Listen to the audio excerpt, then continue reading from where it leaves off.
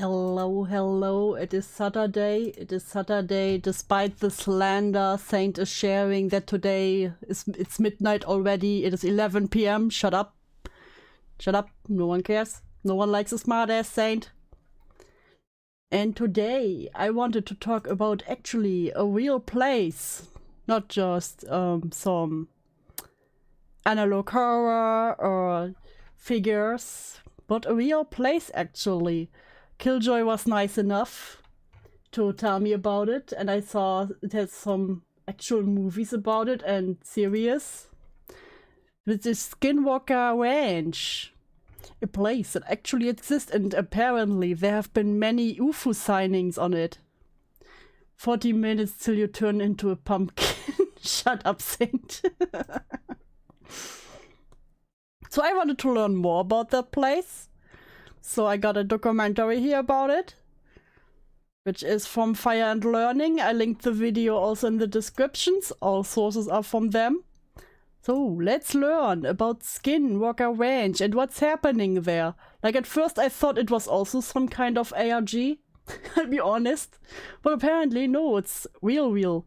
So I need to learn. I will be a educational channel today.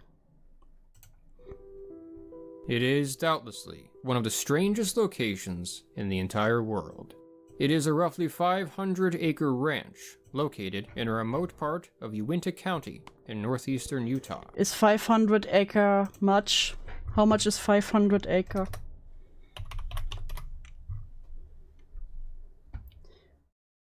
Yeah, sounds like much.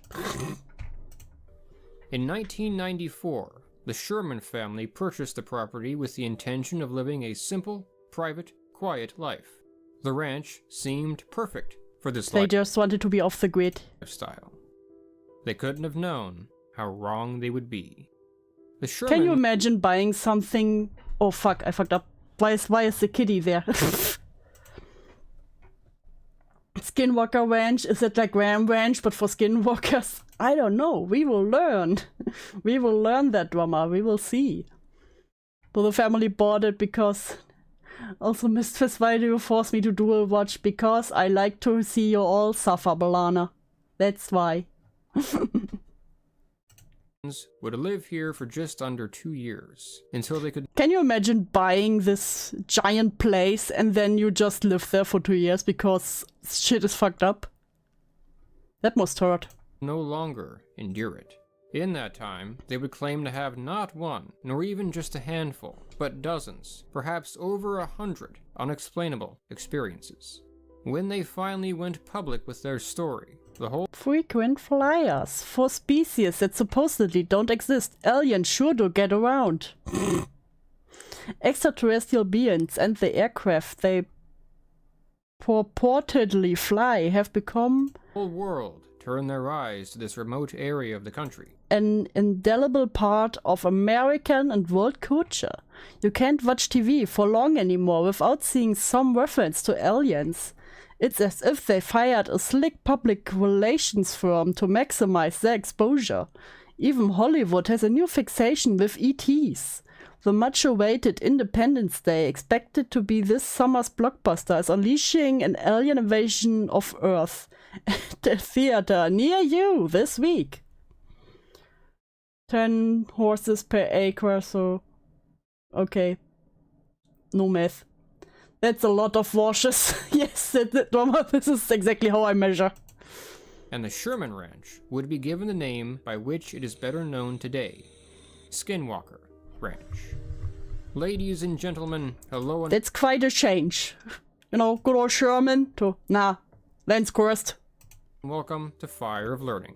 This is the Campfire series. Join us as we tell the full, actual story of what happened at Skinwalker Ranch. Before we begin, I would like to thank Joachim, Marnie de Ryder, Verbach, Sherry Cartwright, Bleh, UT Exlon, on Patreon.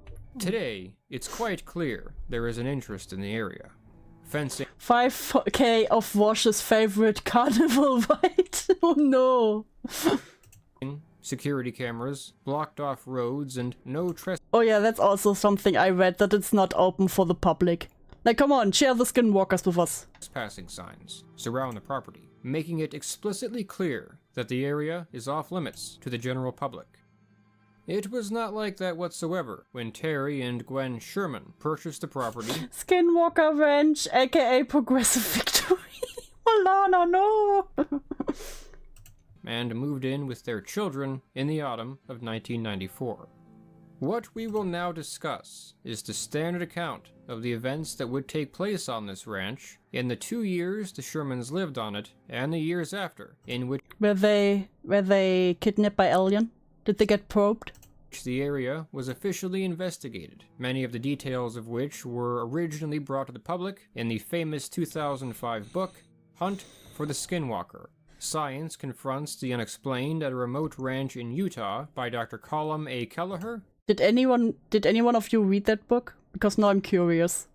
And George Knapp. The Shermans purchased the ranch with the intention of raising their 2 children, Can you imagine it was all just a public stunt to get more people interested in it? That would be crazy. a teenage son and a 10-year-old daughter, and cattle on it. Terry was an experienced cattle rancher, and the area seemed suitable for the needs of raising the quality cattle for which he was known.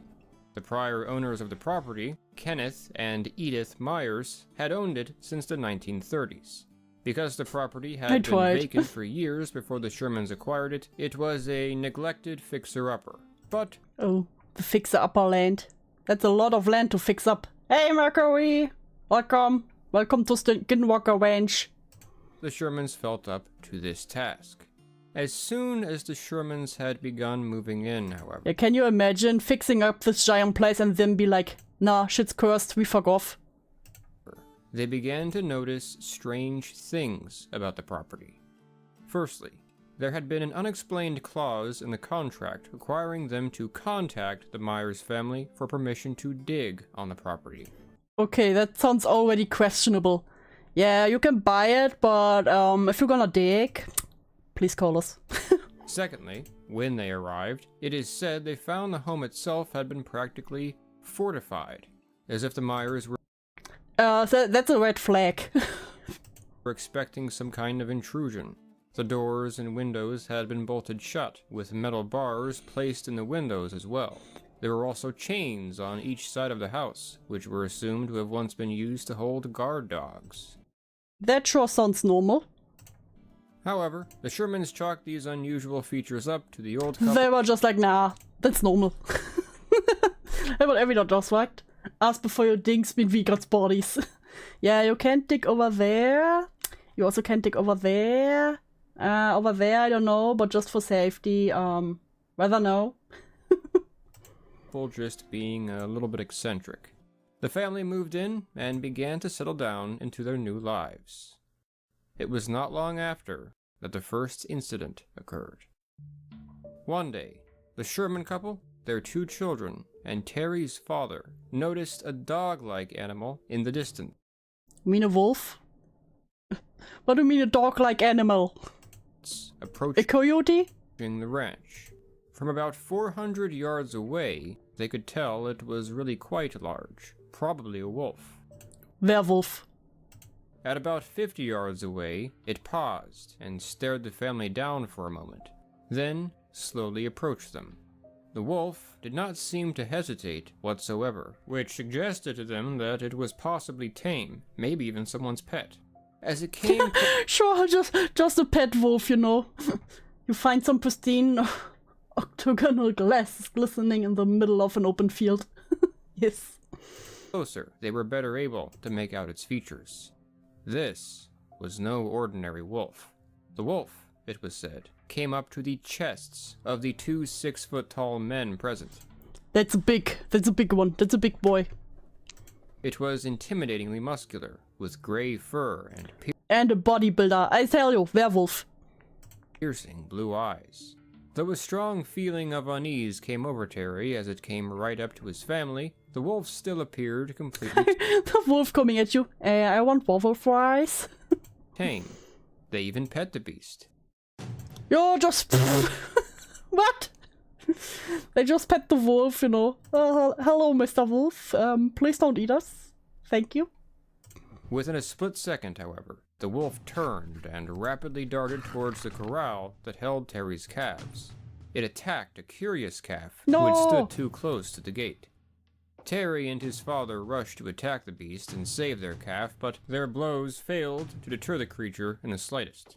Terry called to his son to bring him his gun, a Colt 357. Also calling a wolf a dog-like animals. Kinda. Magnum pistol. This is where a tense and strange situation became a horror story. Yeah, but would you pet the wolf right next to your cattle? He shot the creature at point-blank range, but the bullet had little more effect on the wolf than did the blows of the two men. The beast did not simply withstand it. Was it a silver bullet? I think not. It seemed unconcerned by it altogether. Terry shot the animal twice more. I don't know guns. Is that... Oh, it's not a good gun. Okay. not a wolf gun. Hey, Mr. Gamer, welcome to Skinwalker Ranch. It released the calf and slowly walked away, then turned. Just like, they tickle me too much with their little silly pistol. And faced the family. It stood there, staring them down. It was like, the fuck, you just petted me a few seconds ago. Still showing no signs of having been harmed. Terry shot again, and it walked back about 30 more feet, but remained staring at the family. Terry called to his son to bring him his .30-06, a rifle which he used for elk hunting. Even with this greater fire... Okay, now he gets out the elk hunting pistol. Gun. Thank you, Mr. Gamer. Glad to hear that. Oh, you popped it point blank in the eye. It's not silver bullets, it's not working.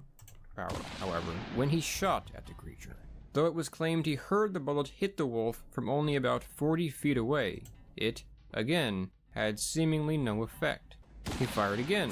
What do we do when we notice our bullets do nothing? We shoot until they do something. This time it is claimed very American. Visibly removing flesh from the wolf.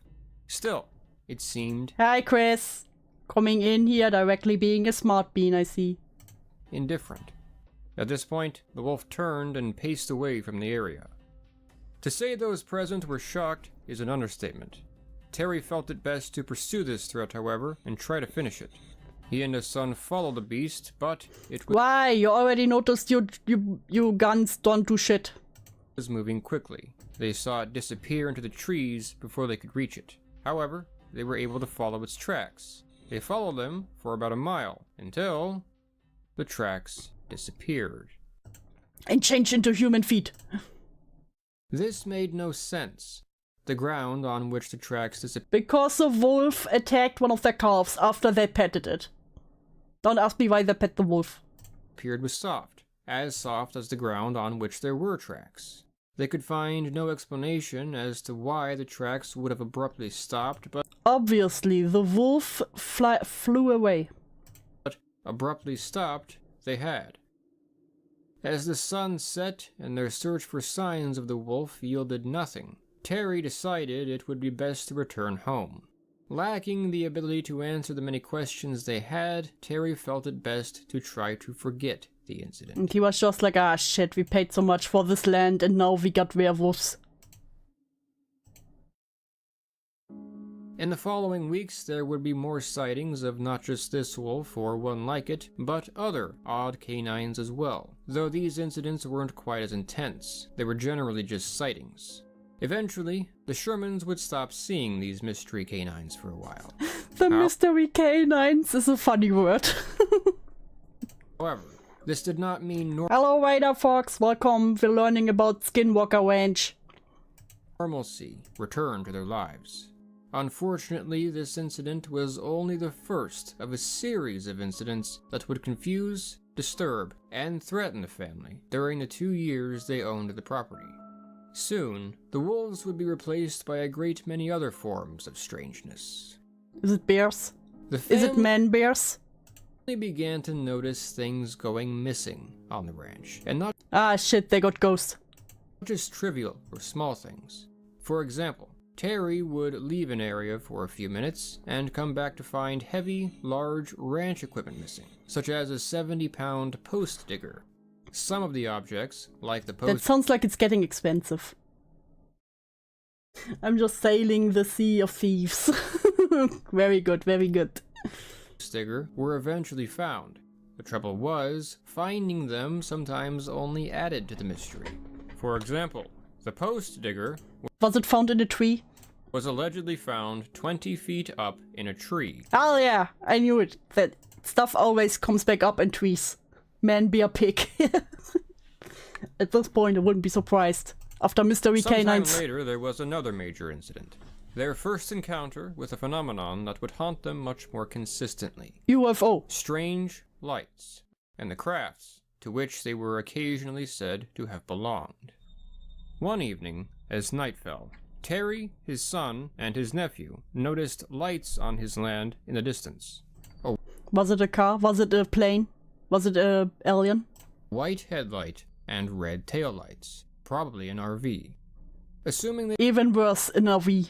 were trespassers, he was determined to drive them off.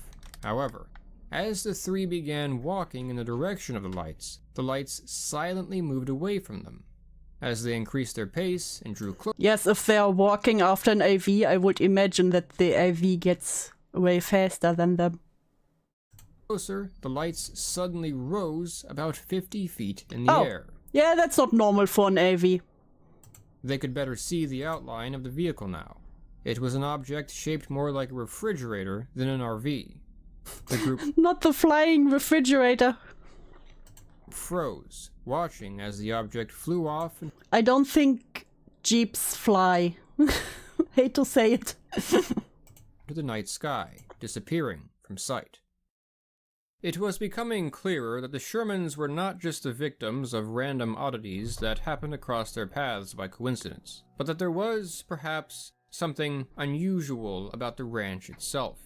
Indeed, as time passed, they would come to learn that not only was the Uinta Basin regarded as an area in which unusual happenings weren't so unusual, but that the land on which they lived itself may have had a close connection to this strangeness. Why isn't it named Alien Ranch then? I know, just playing along. We're all playing along. Listen, I'm all for flying Jeep UFOs. Some regarded part of it as cursed. Oftentimes, I wouldn't really think that aliens are cursed. when a scary story is said to have precedence in Native American folklore, it, doesn't, actually. However, in this case, there does seem to be at least some truth to the claim that the people indigenous to the area, Did the Native Americans also see the UFOs? Utes, have historically regarded the area of Skinwalker Ridge, part of which lies on the north of the ranch, as dangerous, supernatural, even cursed, holding a kind of connection to what are called Skinwalkers. Oh, now the Skinwalkers actually come in. I thought they just named it like that, even though there were mostly UFOs and weird wolves. Skinwalkers are dark figures from the folklore of various southwestern Amerindian groups. The full extent of Skinwalker folklore is not well understood outside of these groups. It is often considered a private and uncomfortable subject. However, from the information that these groups have shared, it is known that Skinwalkers are sinister figures capable of wielding That's a badass mask head. powerful black magic. They attain these powers through the completion of a number of dark rituals, including the murder of a family member and the consumption of their flesh. In some instances, the Skinwalker, in its natural As one does. state, resembles a foul, thin God, I remember this picture. I think it was in a creepypasta. That was so scary back then. husk of a person, with eyes that burn a coal red in the darkness. They are said to possess great strength, speed, and endurance. They are closely connected to dark spirits and can cause illness and curse others. They are capable of entering and corrupting the minds of others, driving them mad, causing them to do terrible things. The most famous of their powers, though, is the ability to shapeshift, To skinwalk. often transforming into an animal such as a bear, bird, or wolf. The strange history of the Uinta Basin does not end there. In 1911, an article in The Sun Advocate was published discussing strange noises resembling thunder heard. Maybe it was thunder. The strange noise that sounded like thunder on this rainy day. Throughout the basin that were reportedly causing settlers unease. Some residents reported hearing them day and night in summer and winter for years. The noise was attributed to layers of rock moving on the Uinta Fault. For years, beginning the 1950s, residents of UFO sightings keep Uinta Basin buzzing. Uinta County began reporting what would add up to thousands of UFO sightings, incidents of cattle mutilations, and What, even cattle mutilations? Were there also crop circles? It's almost wild that one area has so many reports.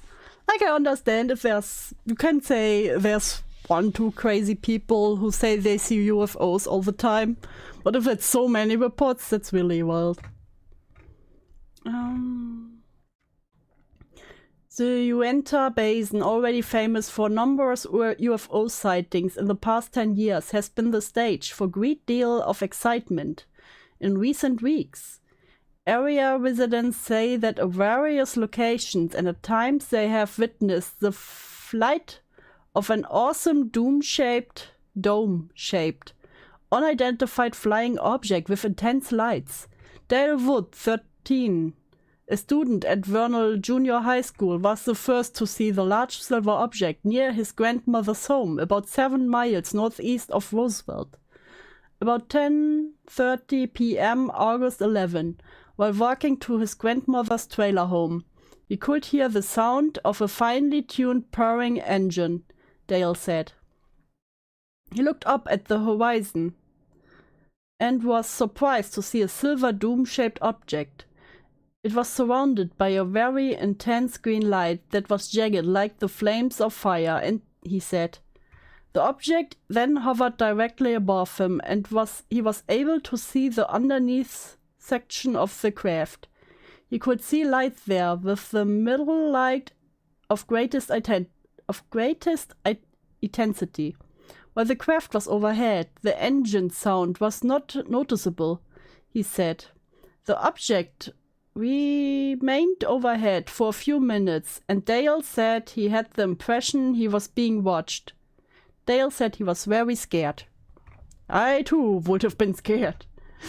Oh, I just remember that there's a story about a special set of night vision instead of green. It's red, and rumors say that soldiers during Vietnam War saw something with those goggles. God, can you imagine? I would shit my pants. And reported extraterrestrial encounters, alongside a wide variety of other abnormal phenomena, like Sasquatches and poltergeist activity. Hell yeah, they have the Sasquatch. They have Bigfoot. This was especially true in the 1970s, when the rate of It's just like a community for the cryptids. UFO and ET incidents increased dramatically.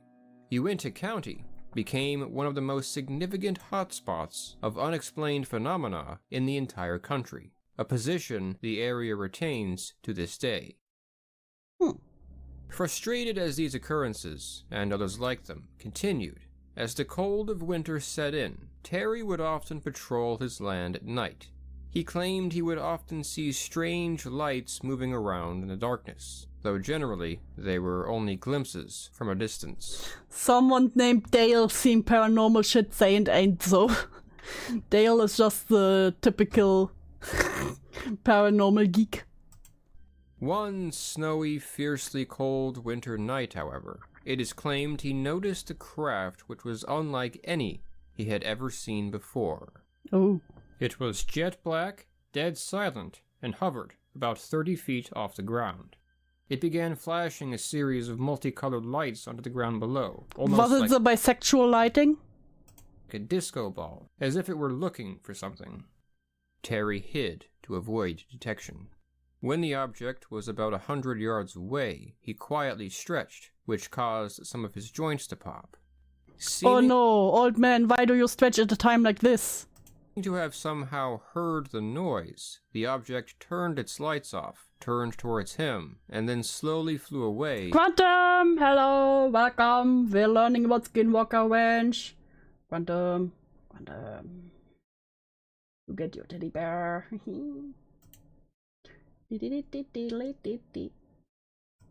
Beep. There you go, Quantum. In the opposite direction. Several weeks later, Gwen essentially saw the same thing following her car one evening. Honestly, jet black UFO with bisexual lightning sounds amazing.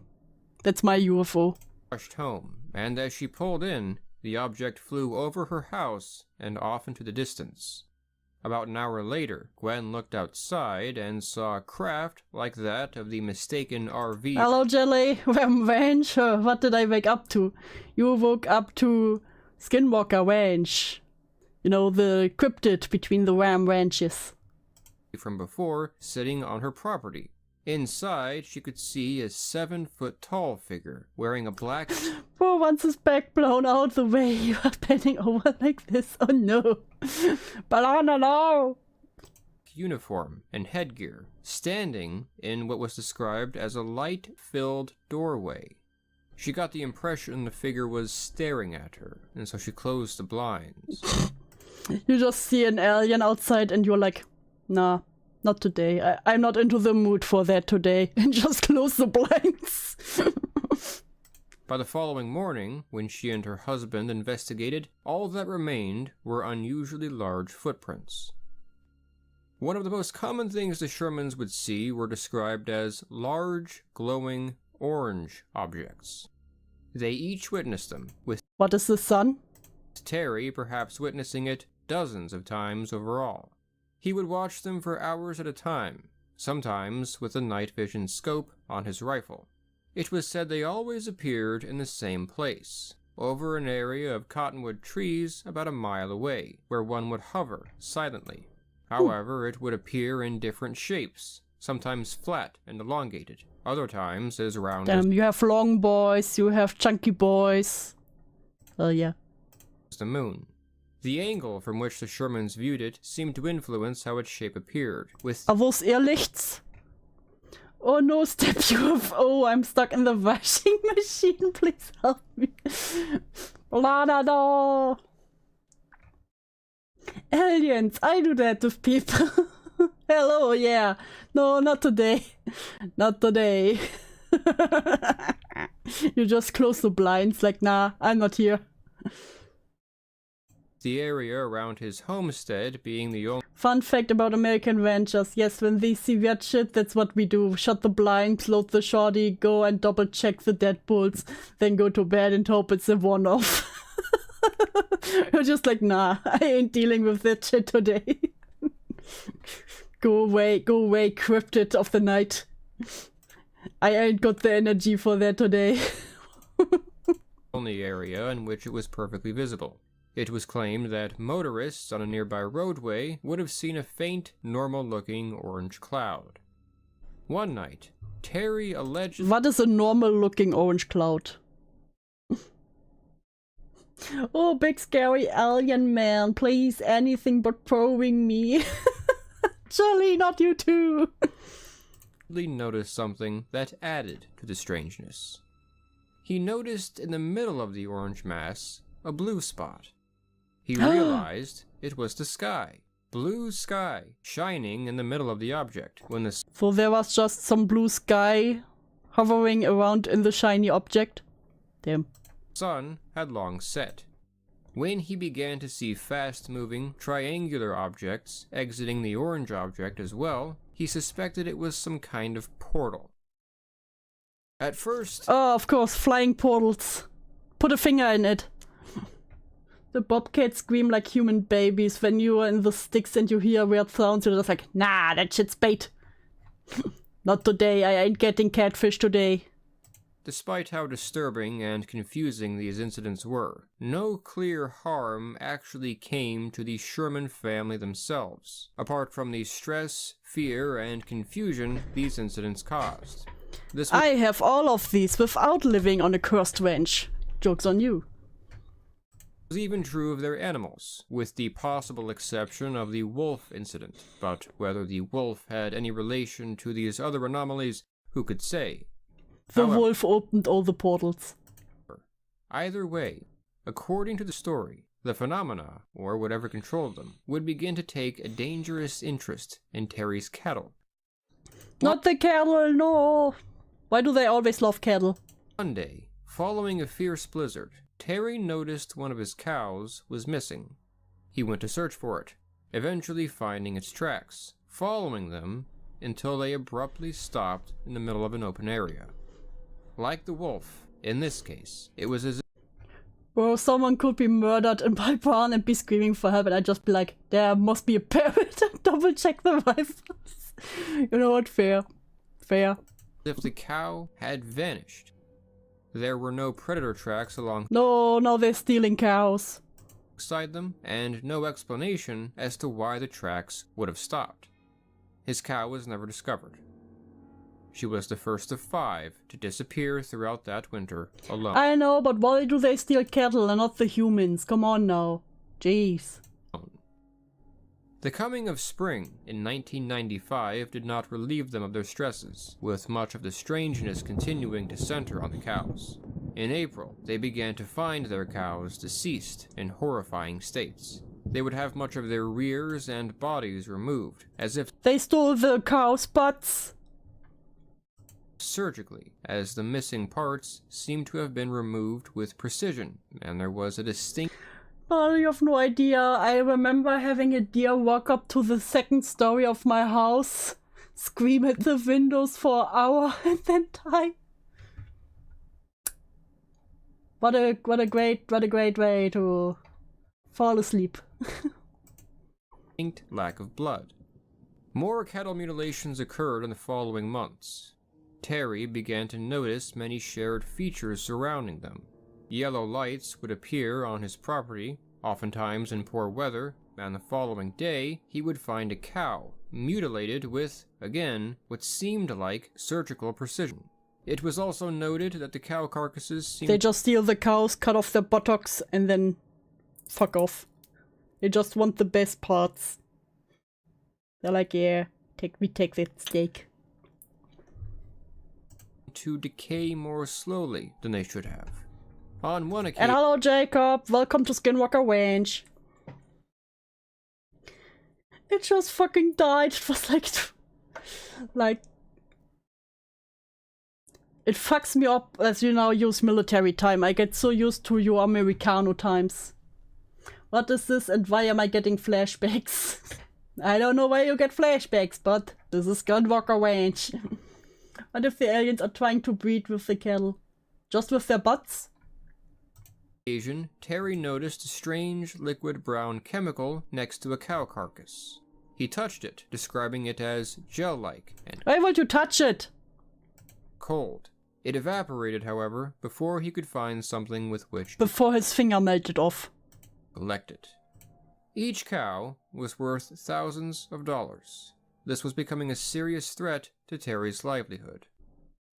Strange things were happening several times a month, but Skinwalker Ranch is famous not merely for the frequency of such events, but the variety as well. No pain today, Nintendo Mail. Today is just horror with Skinwalker Ranch. Skinwalker Ranch? Yes, Kairos. Skinwalker. Listen, Friday is Friday. Saturday is always our chillax day with some horror themes. And yes, Pumpkin's good. Pumpkin's good. He had his zoomies a minute ago. As well. Strange sounds would be heard that seemed to come from underground. Holes I had 16 pigs go missing. We found them a week later in the trees, missing half of themselves. Uncle goes, damn, Pantiff! For Christ, what a plenty of Pantiff! Are just all American ranches cursed? Are just aliens everywhere? Every time Dew says Kai Weiss, I think she's saying Kai Weiss with a German accent. No, Kai Weiss is Kai Weiss. And then there's Kai Weiss. Kai Weiss. Kai Weiss. about a foot deep and several feet in diameter, would appear in areas where flying lights were seen the night before, meaning hundreds of pounds of soil apparently vanished from his property overnight. Mysterious circular impressions were made in the grass. Terry would hear voices speaking in an unfamiliar language from above him. To be fair, how many languages does he know? Either is fine. Okay, I'm sorry, I'm bad with names. So I have an actual theory about like supernatural shit in farms. Demons. Another major oddity observed on the ranch were what were described as flying glowing orbs. Multiple colors were noted. Blue, yellow, orange. Not the Panther found family. Cryptoids live in the rural America. Listen, soon they move to the cities. Red. It was said that they quote-unquote usually signaled trouble, and that they seemed to observe him and investigate The bisexual lightnings are watching him. His activities. They were generally seen at a distance, however, a few close encounters were described. On one occasion in April of 1996, Terry's dogs attacked one of these blue orbs. When the dogs got close to the orb, it descended somewhat, and flew around the dogs, just out of reach of their bites. Having just your dog fucked with some Irrlicht. As if it were taunting them. The orb then moved behind the tree line, and the dogs followed. My theory is we're alone in the middle of nowhere and most of us drink or do drugs fairly heavily. I think it breaks brains and causes like schizo. It's not very whimsical of you, Saint. No whimsy allowed. Once the dogs and orbs were out of sight, Terry heard the dogs give out disturbing yelps, and then silence. The following morning, when he investigated the area, he found 3 large brown circles. Is this a Twilight Zone? Kinda sounds like it, yeah. Of burned grass, Oh, I knew it, crop circles. and the remains of the dogs, which were described as a greasy mess in the center of each of them. During another encounter, Terry and his wife were able to observe the I'm not whimsical. I will gaslight you into becoming whimsical, don't worry. blue orbs much more closely. They were described as perfectly round, about 3 times the size of a baseball, with a clear, shell-like exterior, which was said to be not...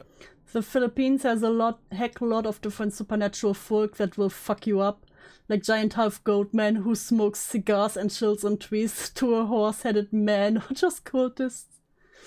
Listen, I will chill with the half-goat man. Put on something else, Falgi is bored. Well, that's a Falgi problem.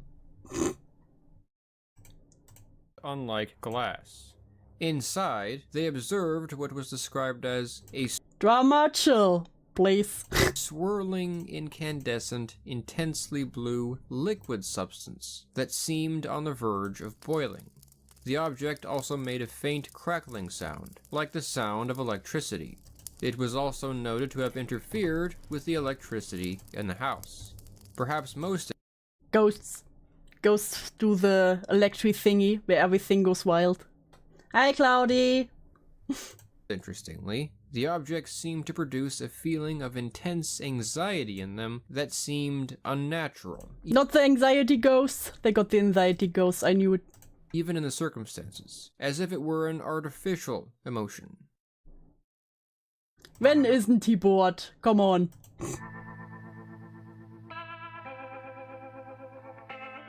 It was following the loss of Terry's cherished dogs that, after well over a year He also said he dislikes your face. Well, I dislike his face too. So hard, I will punch it with my lips. of terror and strangeness, the Shermans came to agreement that it was time to leave. It was around this time that Sherman finally went public with what was happening. He spoke to Zach Van Eyck And then everyone said he was crazy. of the Deseret News. The second Yeah, so we have wolves. We petted a wolf, then it attacked the cattle. And then there was bisexual lightning and a UFO, and they steal our cattle's butts. And they are will-o-wisps every time, and when they come, they will be another cattle ass be gone. largest paper in Utah at the time. His story was printed on June 29th, 1996. Frequent flyers for... Oh, that was the one that we read in the beginning. The information he gave the newspaper was limited, but it was enough information for the story to spread across the country. Though Terry was reluctant to potentially lose his... Yen loves to start shit. Also, Yen would never lie to me. privacy, he ultimately felt that drawing... Falgi said you look insane. That's my goal. Attention to his situation would deter whoever was responsible, or at least lead to answers. It would not stop the incidents. In fact, excuse me, yes, it was dog-like animals, not wolves. Yes. Mystery canines. all it did at first was attract attention to the property, including that of a number of unwanted visitors hoping to investigate. He turned away most, with a few exceptions. A few of these visitors reportedly actually triggered a number of strange events on their own. Imagine you had some people in there just to investigate it and they cause even more problems. Like, fuck, dude, my cattle is already dying, my equipment is disappearing and appearing in trees. Only those who were described as eccentric. It wasn't long. Falgi is holding me hostage?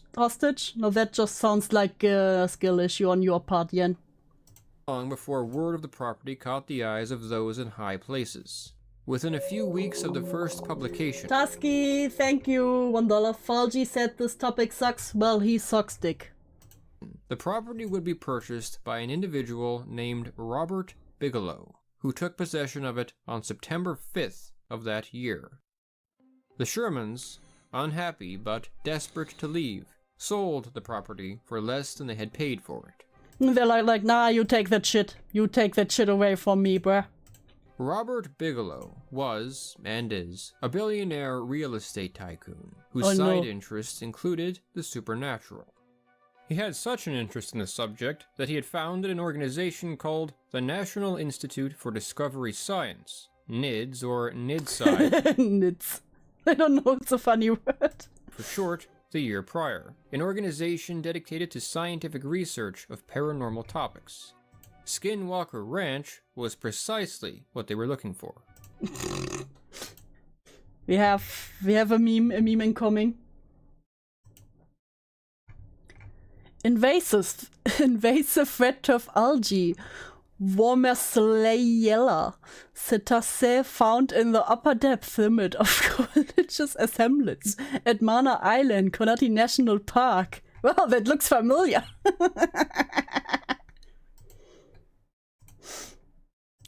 Fuck. The NIDS team that formed included a number of professionals and skeptics, including individuals with backgrounds in physics, astronomy, psychology, veterinary science, etc. Also associated with the project were noteworthy figures such as Edgar... Oh, Falgi also said he won't give his dog a treat. Can you fight for my... Can you fight in my honor? Listen, I will give Pumpkin a treat just for that. Mitchell, an astronaut who had walked on the moon, the parapsychologist Hal Puthoff, and the ufologist Jacques Vallée. Chosen to head the research team assembled for the ranch was Dr. Colm A. Kelleher, an Irish scientist with a PhD in biochemistry. As you will recall, Kelleher would later be the author of the famous book Hunt for the Skinwalker, which he co-wrote with George Knapp, a journalist known for his investigation of UFO topics, namely the story of Bob Lazar's involvement in Area 51. The Shermans moved to a ranch located about 20 miles away. However, Terry was unable to abandon... Now Terry is a true expert here. ...his desire to figure out what had caused him and his family so much hardship and driven them away. With his family safe, he volunteered to work as the ranch manager. Mama Falgi do got that chest hair though. Listen, nothing against mine. NIDS agreed. The research team arrived in September of 1996 to begin their investigation. They would not be permanently stationed on the ranch, but spent a great deal of time there. On their very first day, the team encountered carcasses of mutilated cows, the 3 large circles of dried... Why do all rednecks look related? Do you want an answer, Saint? Do you want an honest answer? Is it an honest question? Do you really want the answer? grass where Terry had lost his dogs, which was surrounded by tall, healthy green grass, and a number of holes in the ground that were attributed to flying lights. Soon after, the team witnessed something for themselves. Fudgy said you can wax his chest. No wax can help mine. One night, a bright light was seen hovering over the tree line. It was observed by 4 people. Listen, Saint, we can't help it that your people's family tree is a recycling symbol. Including Kelleher and Sherman. They said it hovered Chris, are you serious? I always call Quantum my sugar mama. for about 10 minutes, moved downward out of sight, then came back up. Photographs were taken, but it was claimed that they failed to display the true brightness of the light. None of the 4 present were able to recognize it as anything familiar. In the following months, they would observe a number of other oddities here and there that suggested that Sherman really How high were they all when they saw things? was telling the truth. However, it was in March of 1997 that the period in which the strangest events that the team would witness started happening. On March 10th, a calf was discovered dismembered, with its organs, blood, and much of its body removed. Oh. The calf had been seen alive The vampires now came in. when it was tagged just 45 minutes prior. The injuries were seemingly Auntie Mama said our family is awfully close. Saint is his own cousin. made with professional instrumentation. On March 12th at 11 p.m., when dogs owned by the team were heard howling and barking, Terry, Kelleher, and another researcher Faldi is bored, wait. Little derail. Dude, Faldi, what is wrong with you? what the fuck? Why does you scare the shit out of me? What the is wrong with you? I'm eating. He wants Why to are take you a break, eating so on he took a stream? break. He took a break so he could watch his favorite streamer do. Why are you eating on stream? Because he hasn't eaten today. Why Why? you stop your stream? Why are you stream? Why are you watching my stream? Why are you stream? Because that's what we do. We watch people stream when we eat food. Why do you sound so embarrassed? Because I hate you. No, you don't. Yes, I do. Did you not realize we were watching your stream? I Calm did, down, because don't say that. every second comment was about it. I mean, Fucker. that's what happens. You streamed at our time. Oh, wow, Or hold at on, don't say it our like that. time. After you This is- put the time further and further. Dude literally has horror Saturdays for the past 10 weeks. For real. Mm-hmm. At least. Mm-hmm. You- Wait, I've been it's calling them choose- Saturdays. Exactly. You choose to stream on my time. What do you have to say I'm for still yourself? chewing. That's amazing. I'm hungry. Why didn't I'm you eat? starving! Why don't you eat before stream? I did! I'm still hungry! Why I don't thought you you said eat? this is your only meal. Why don't you eat No. enough before stream? Wait, what did I have before stream? Why don't you eat enough before stream? I had a sandwich. I'm Unprofessional. always hungry. You're It's my always secret. unprofessional. Yes, I agree. Let's see when Dew realized that she needed to come in here. When What? did Dew... This is when she came in. No, I just clicked the stream to see when you came in. Amazing. What are you watching, Dew? Riveting, people know. riveting content, Faulty. What's Skinwalker Ranch? It's a ranch with skinwalkers. But what's a Skinwalker? Your mama. Yeah, but what is a Skinwalker? You. Wow, riveting coverage, Dew. I know. Just for you. Mm-hmm. Truly, truly. And you You're watch. really earning and your- you watch it. What does it tell about you? Mm-hmm. Truly earning your 111 subscribers, by the way. Always. That's great. Just like you, how you Yeah, that's earned amazing. over thousands, just by. Listen, we're almost there. Yeah. Yeah. Listen, we're so. Dude, I'm very proud of you. You've done it all on your own. It's Thank you, very Greg. commendable. You have your own lol cows and your own chats too. It's crazy. Listen, they can stay out in my yard, in my backyard. What do you mean she did it by herself? I feed them. She didn't do them by itself. She had me. The fuck did you do? Said you what? Yeah, what did you do? You've never raided into her. For real? I can't. She streams after. She streams before us. I would raid into her. No, you wouldn't. Make it happen. Stop lying. How do I do it? If you're gonna end stream right now, or Live stream. Now he does it out of edit, spite. Customization. Add. All right. Oh, Beckett's streaming tonight. I didn't know that. Yes. Right into him.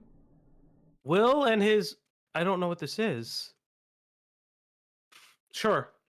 I don't know. Will and his channel Love Story. Sure. I'll trade into Crazy. him later. Do that. we haven't finished where I would like to end in Undertale anyway, so. Oh my. Are Yeah, you shipping never yourself? raids. Are you shipping yourself with Sans already? No. No. Is it Papyrus? oh my god. Good mama? Listen, he has 2 hands. For good mama. Op Junior is asexual. No, are you shipping yourself? No. No. He would never. No. Anyway, love you both. Bye bye. Let me do. Bye, buddy. Jesus Christ. So, getting back to it. Gathered in Terry's truck to investigate.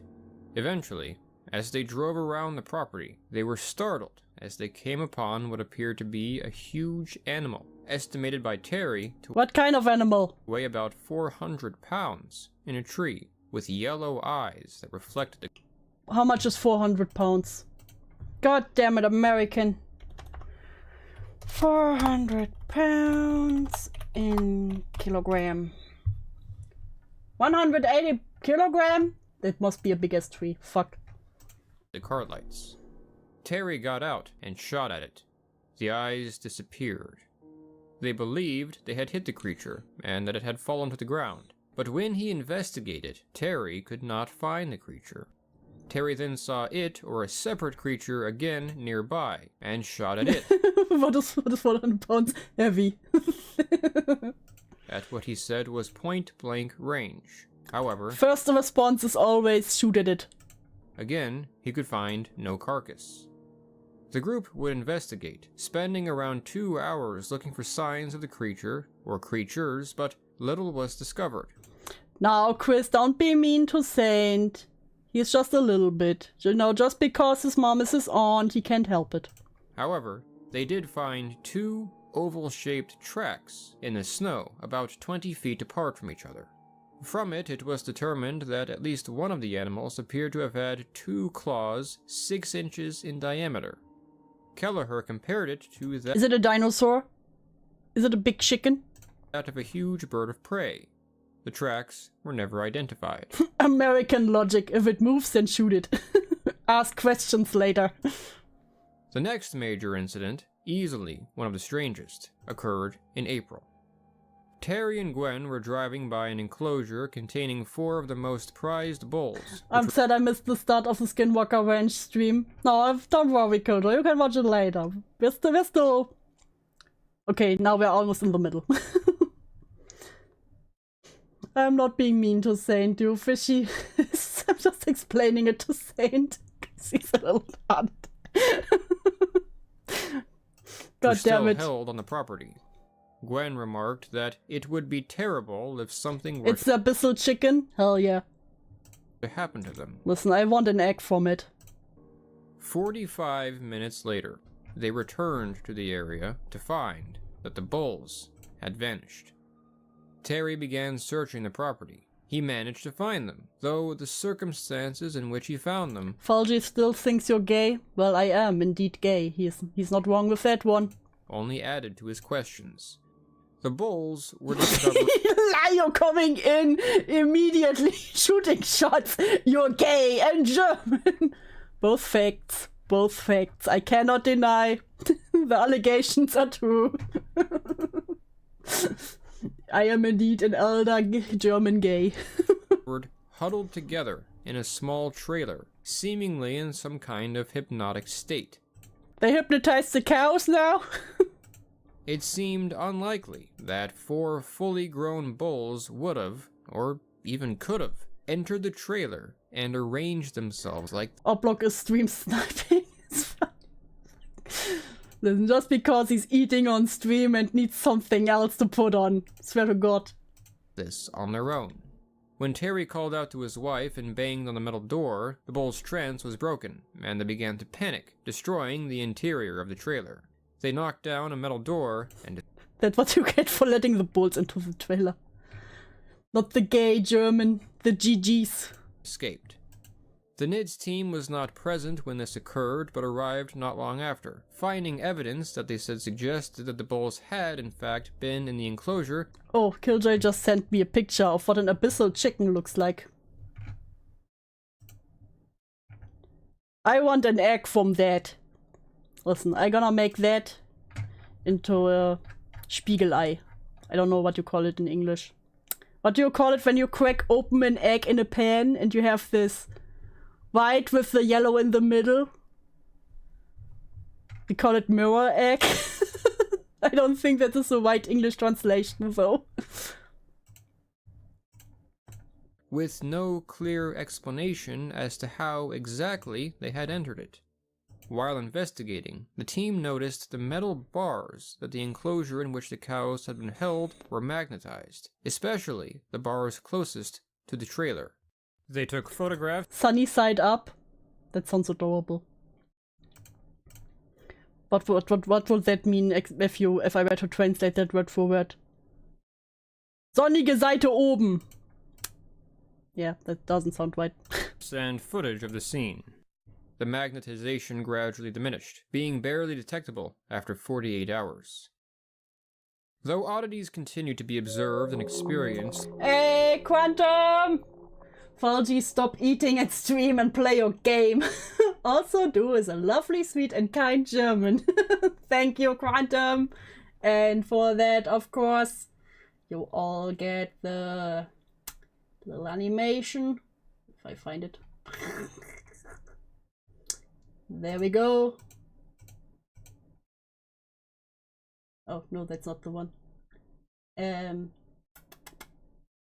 we go. Thank you, Quantum, as always.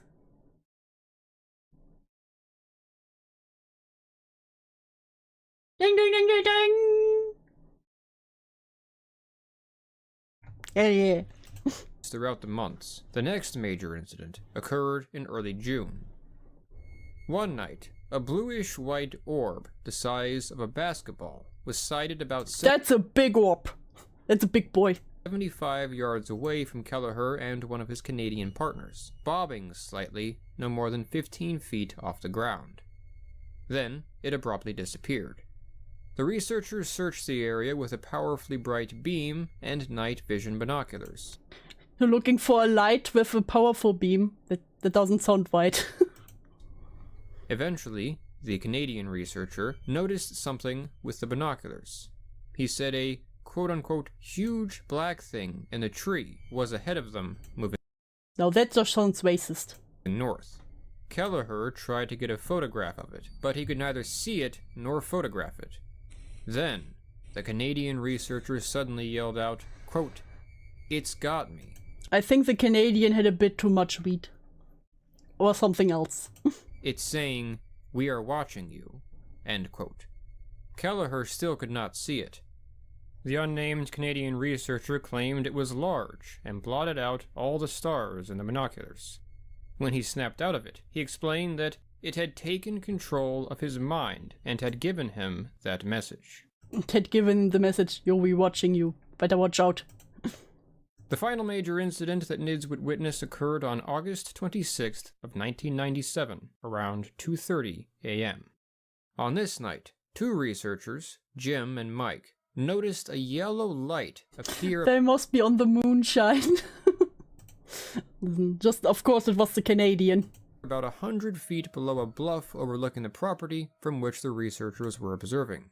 It was an area in which one of them had been meditating, because there was a claim from past stories involving visitors to the property that meditation could trigger an event. They Ah, photographed yes, now we trigger the events with meditation. Yes, that sounds logical. That's what we do, you know? it. As Mike watched the light with a pair of infrared binoculars, he realized that it appeared to be the light of a tunnel that was opening just above the ground. Then, he saw a faceless, black, humanoid creature, estimated to be about 6 feet tall and 400 pounds, emerge from it and Not the black humanoid. move off into the darkness. However, Jim, who did not have binoculars, did not claim to be able to see this figure. So there's always just one person who sees who sees things. Nor did he identify the light as a tunnel. So how tainted is that water on that land? Good question, good question. Rather, he only saw it as a much duller yellow light. The yellow light then slowly disappeared. The two researchers descended to investigate. They smelled a sulfurous odor. Their Nard alert machine picked up alpha, beta, gamma, and X-ray radiation Not the Alpha Omega universe, no. that quickly faded. They found nothing else that night or the following day. The photographs they obtained were of poor quality. Of course it was of poor quality. It's always in poor quality when they find something. Another incident of interest is the one involving the cameras. In July of 1997, the team had set up cameras in an area of unusually high reported activity. About a year later, 3 would be mysteriously damaged, all at once. Do you think magic mushrooms grow there? If so, how many did they eat? Every single one they could find. At 8:30 p.m. When investigated, the wires were found ripped out. However, neither these cameras nor the other cameras which faced these cameras picked up what damaged them, The ghosts are now ripping out the cables. nor anything of much Also, it could be mold. Not the mold. note throughout the entirety of their use, for that matter. The team would also do a great amount of investigation throughout the rest of the Uinta Basin, and even abroad. When interviewed, a number of individuals shared experiences that suggested that the Shermans were not alone. They too spoke of strange cattle mutilations, balls of light, and mysterious unidentifiable craft. Why do people still go there and have cattle? You already know the stories. Some of these individuals were Sherman's neighbors. In fact, regarding the cattle mutilation specifically, Terry even said of his neighbors that, quote, "If I'm crazy, then we both have the same problem," end quote. It is necessary to mention as well, however, 4 of the Sherman's neighbors themselves told the NIDS team they did not believe Sherman's stories. Yeah, we do not believe him, but also our cattle also have their asses missing sometime. The NIDS investigation lasted for 6 years, from 1996 to 2002. The period of March to August of 1997 represented the period of the strangest and most frequent activity that NIDS reported. After the portal incident involving Jim and Mike, however, fewer and fewer oddities were. Well, I say mold, but the mold that I know of that causes hallucination like that only affects teenage girls. No. noted on the ranch. They would continue to research the area for years, but after 1999 especially, there was very little of note happening. In 2002, the investigation ended. In 2004, NIDS disbanded. Bigelow explained on his website that there had been no need for investigative work for well over 2.5 years at that point, but stated that he would reactivate NIDS with new personnel if an opportunity arose. Interestingly, and very importantly, many of the results of this investigation are kept confidential by Bigelow God damn it, of course they are. to this day. In 2005, Release them. Hunt for the Skinwalker was published, leading to the next phase in the Every time I hear NIDS, I keep thinking of Tyra NIDS from 40k. Listen, Flame, maybe it was inspired. ranch's history. The book caught the attention of figures within the United States government, specifically a scientist working for the Defense Intelligence Agency, Dr. James A. Also, it's crazy that actually many of those highly educated people go there to investigate. It's always something I find crazy, that it's not just some insane people who are like, oh yeah, it's aliens. Aliens built the pyramids. But really people who actually studied shit. A. Lakatsky. Lakatsky contacted Bigelow about visiting the ranch. While there, Lakatsky witnessed what he claimed to be a strange, yellow, spectral object, which They Bigelow all see the yellow lights. did not see. Lakatsky became convinced of the veracity of the story. Bigelow then contacted a friend of his, the late Nevada Senator Harry Reid, to tell him about a member of the DIA's interest in the ranch. Reid's interest was also piqued. Before long, There's like, hell yeah, yellow lights. Put a whole unit on it.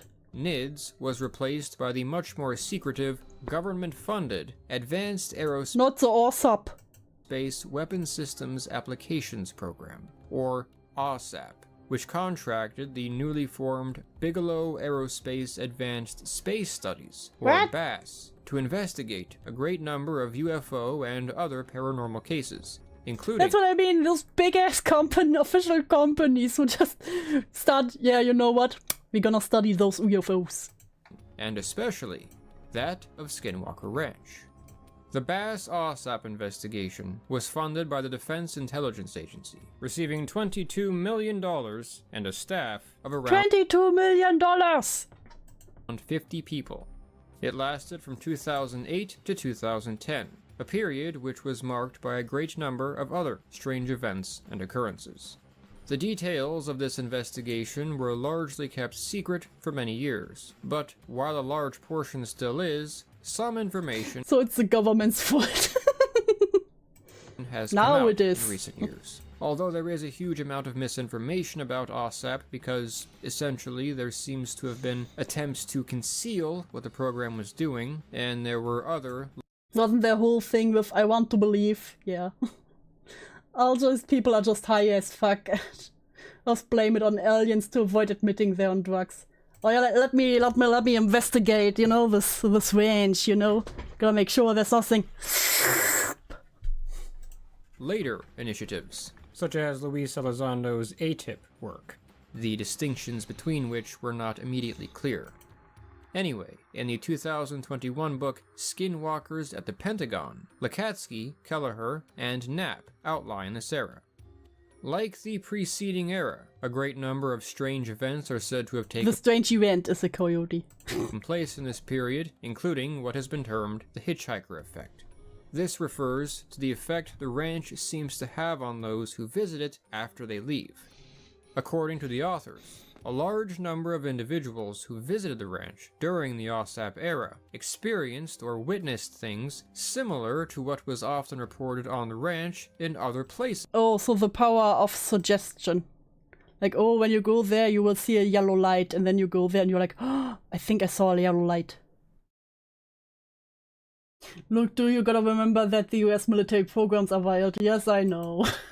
It's the US after all. After having left the ranch, like orbs, objects being misplaced in absurd ways, and wolf-like creatures. What's more, these sightings were said to have spread to these individuals' family members and peers who had not been on the ranch, in a way that Kelleher compared to a virus. However, Not the Skinwalker Ranch virus. at the end of this investigation, likewise, though much remains unknown, it appears no substantial evidence was produced of anything unknown to science. The Sherman family moved away. They have since often refused to publicly discuss what happened on the ranch. Yeah, they're just like, you know what, we're tired of this shit. Took our cattle, there were red lights everywhere, I don't want it anymore. In 2016, Bigelow sold the property to Adamantium Real Estate, headed by Brandon Fugel, on the condition that He looks like a Brandon. research continue on the ranch. Sightings of the unexplained continued into this period and indeed continue to this very day. In 2020, an ongoing television show was launched focusing Some of these pics are AZ and it frustrates me for no reason. I don't know what you mean with AZ. Well, that's so funny when people get out in the wilderness, can see planes from like this state away and think that light pollution is a UFO. Listen, the first time Like I grew up on the country, and when I visited some friends the first time in the big city, I was like, the fuck is wrong with this guy at night? Would rule one of Ram Ranch, no one talks about Ram Ranch.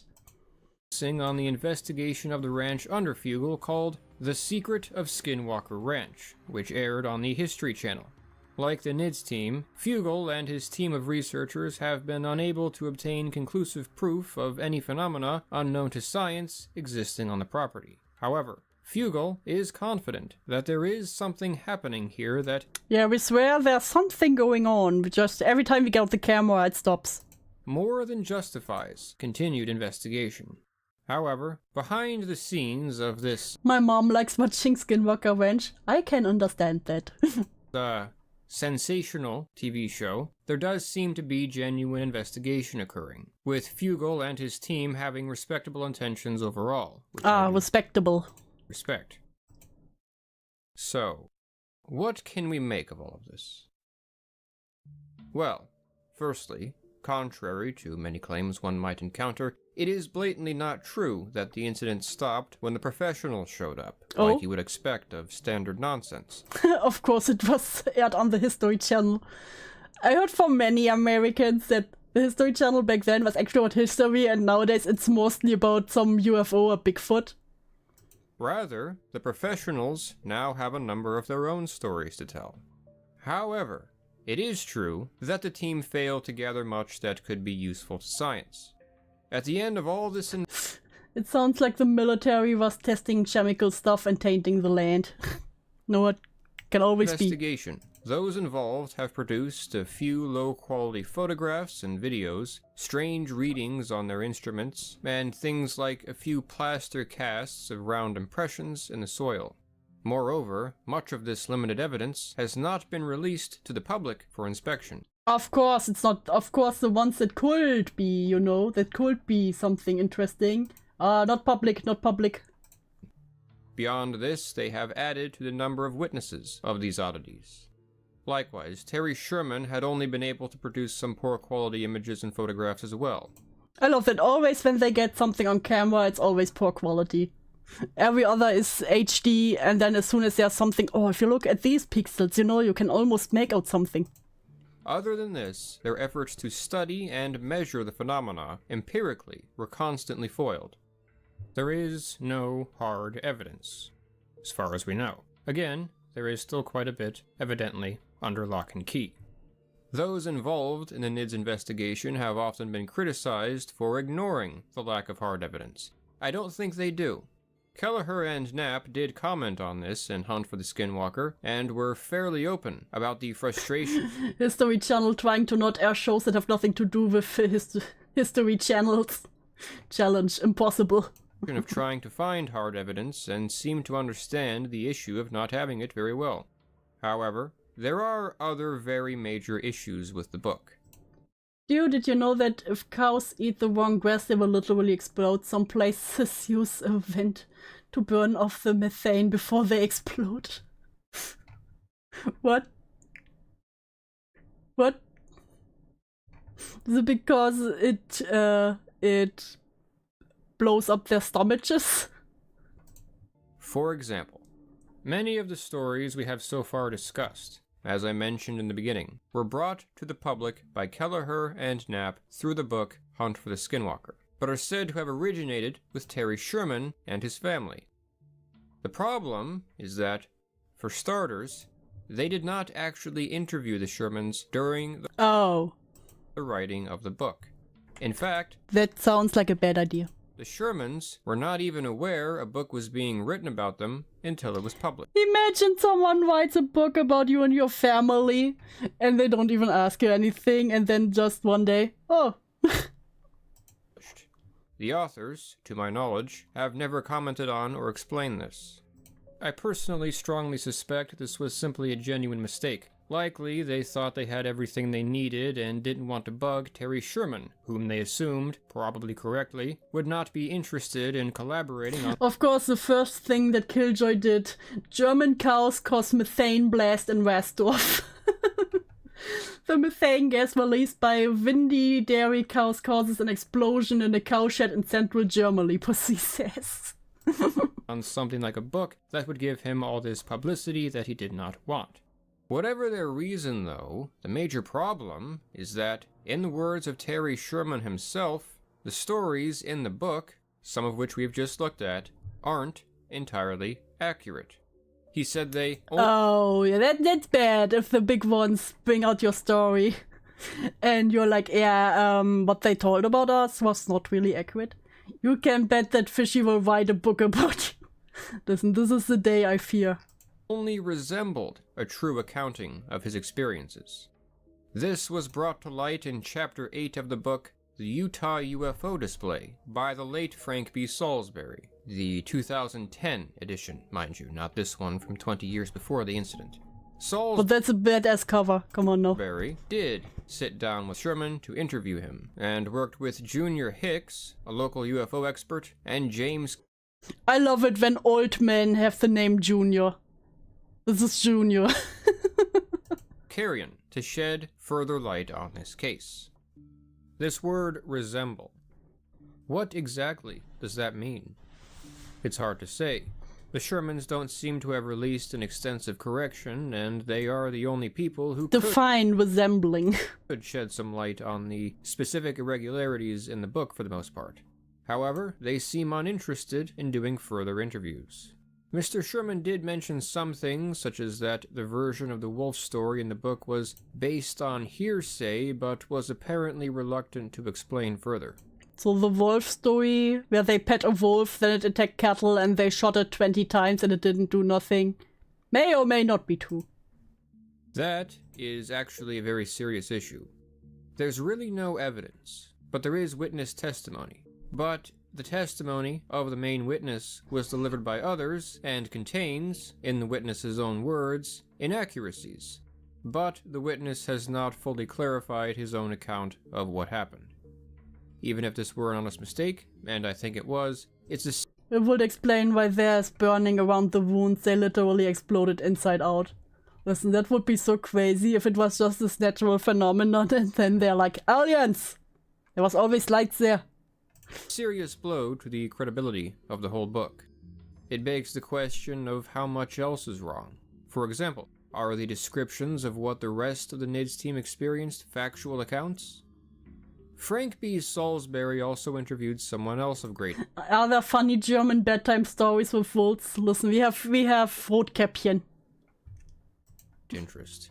Garth Myers, brother of Kenneth Myers. Wow, you mean the story with the 5'8" muscular wolf that took .3006 to the chest and walked it off was exaggerated? Nah, could never. Kenneth and his wife Edith Myers were, if you recall, the individuals who had owned Skinwalker Ranch for 60 years prior to the Shermans. The things the Shermans witnessed and experienced had been reported across the country, including, and especially, in the Uinta Basin, for decades before Skinwalker Ranch was ever famous. But, if the anomalies have been active for that long on the ranch itself, as is often believed, as the ranch is in fact suspected to be some kind of epicenter of the area's strangeness that has lasted for decades, maybe centuries, Saint, stop saying weird things to me. why didn't the Myers experience anything? Well, they probably didn't, but it is I imagine it's a pack of wolf and they're just bad shots and graze the fucking wolf and they wander off and they see a new one next night thinking it's the same one. No, it was one wolf that came to them, one big wolf that came to them. They were allowed to pet it, then it attacked a calf. Then they shot at it with first a small gun and nothing happened. Then they got the bigger gun and still nothing happened. And they say they saw even flesh flying off of it and actually hit it square in the face. isn't actually completely clear. And the that wolf was like, nah, they don't care. didn't. The Myers simply never reported anything, and passed away before the ranch and their names became famous. But others have claimed some interesting things. Some have come forward over the years, claiming that the Myers experienced and witnessed some similar things. Mutilated cows, strange objects on their land. people who would knock on their doors and disappear, a worker who was allegedly Listen, I also have people knock at my door in the middle of the night. That ain't special. abducted. A store clerk mentioned that Edith Myers had a few UFO stories to tell, etc.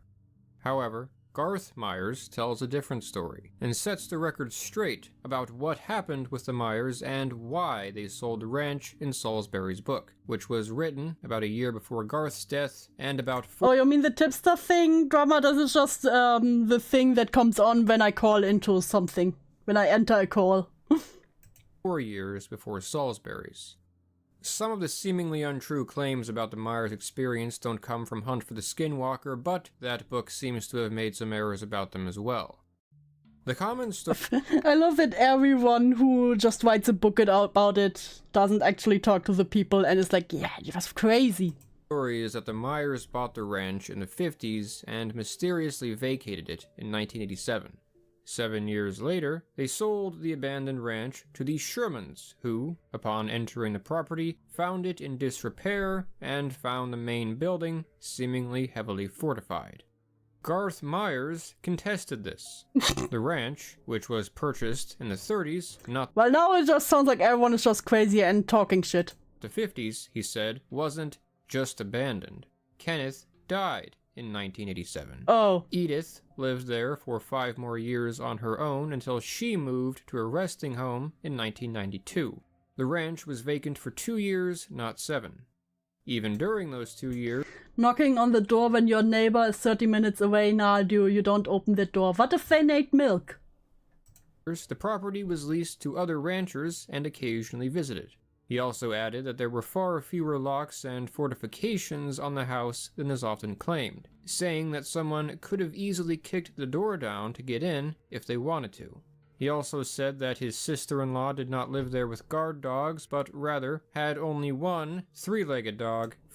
Did you ever hear the theory of the banshee that it was a way to scare kids to stay in bed because they had to share a single room with their parents back in the day?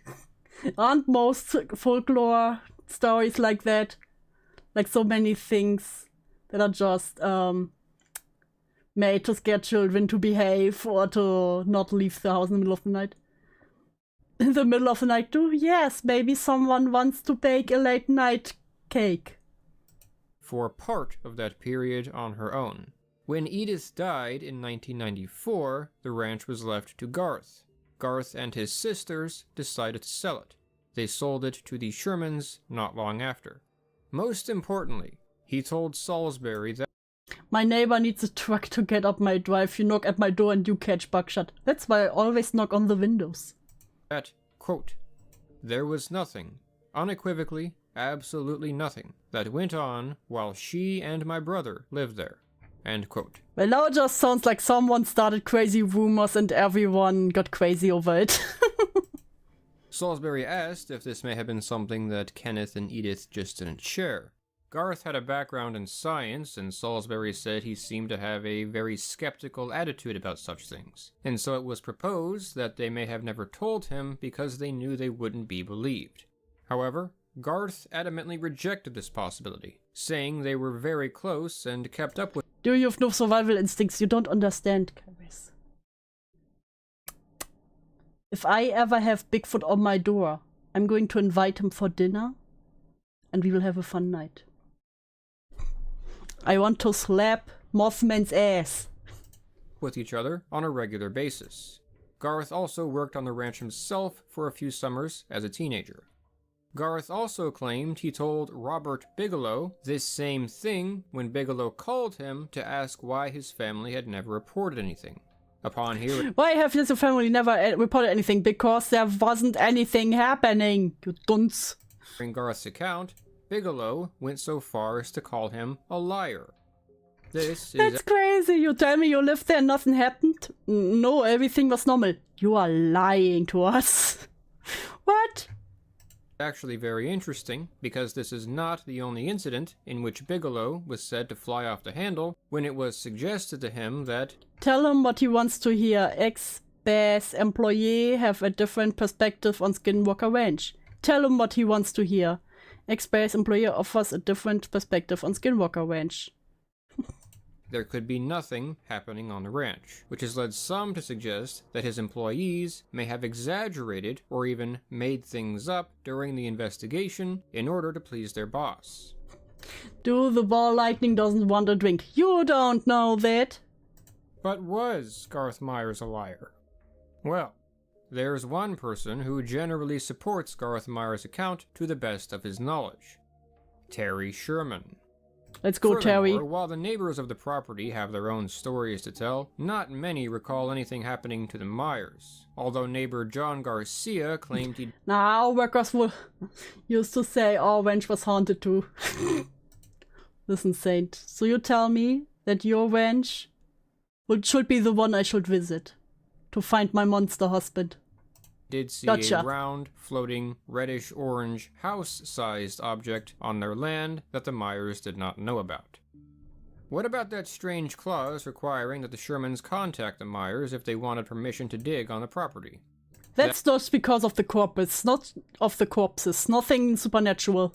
That could easily be explained as them wanting to retain mineral rights. It's actually a pretty common topic when dealing with land like this, and this is an area where... What the fuck is mineral rights?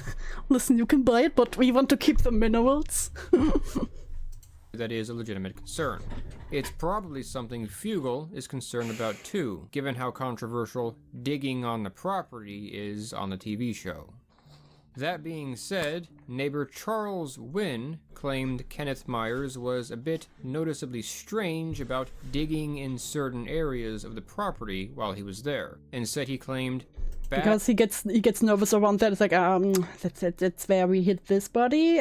Please don't. bad things would happen if one were to dig, never explaining why. That's definitely a body there. So is this fictional or did this really happen? Kinda hard to follow when dual watching. Yeah, that is the problem here, because apparently some actually had some experiences, but others would then over-dramatize them. So you don't really know what, and those who experience it are kinda cagey about it, what really happened. So you don't really know if it's really a place where it attracts more supernatural than other places, or if people are just weird. Another problem that I would like to see addressed is that while the events in the book were said to have been taking place, Jacques Vallée, who was associated but not stationed on the ranch, was reporting at the same time that the team wasn't witnessing anything. Was he referring exclusively to hard evidence? Were Kelleher and his colleagues simply not sharing this information with him? Anyway, and the problem is there's still information that they keep classified, so don't really know. Dew is the monster. Yes. Salisbury's interviews deal a heavy blow to the most famous version of the Skinwalker Ranch account.